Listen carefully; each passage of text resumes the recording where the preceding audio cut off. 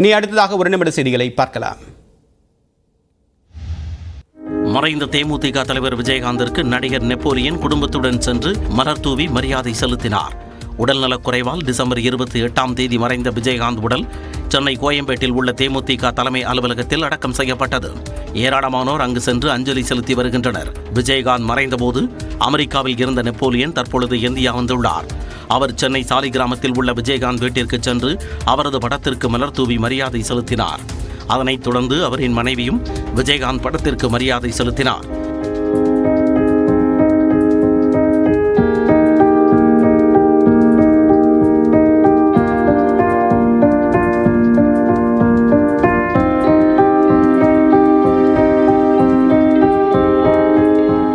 பின்னர் பிரேமலதா விஜயகாந்த் மற்றும் அவரின் மகன் சண்முக பாண்டியன் இருவருக்கும் ஆறுதல் கூறினார்.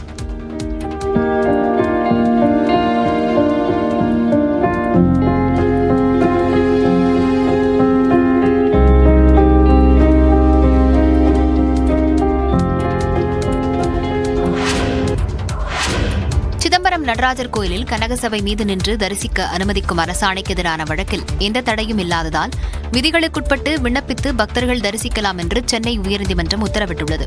சிதம்பரம் நடராஜர் கோயிலில் புதன்கிழமை முதல் 3 நாட்களுக்கு ஆனி திருமஞ்சன விழா நடைபெறவுள்ளது.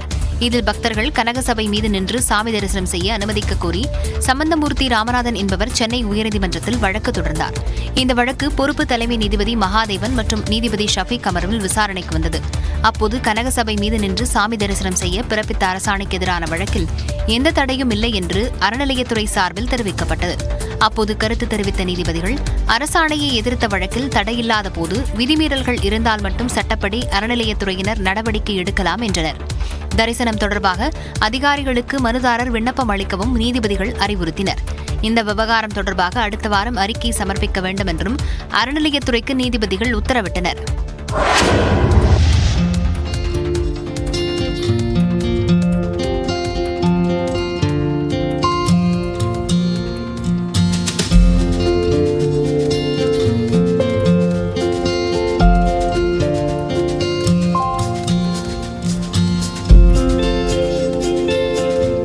ஆண்டு பொருத்தனையை நிறைவேற்றிய முருகபக்தரின் நெகிழ்ச்சியான காட்சிதான் இது. ராமநாதபுரம் மாவட்டம் கமுதி அருகே உள்ள பெருநாளையைச் சேர்ந்த போஸ் தற்போது மதுரை KK நகரில் வசித்து வருகிறார்.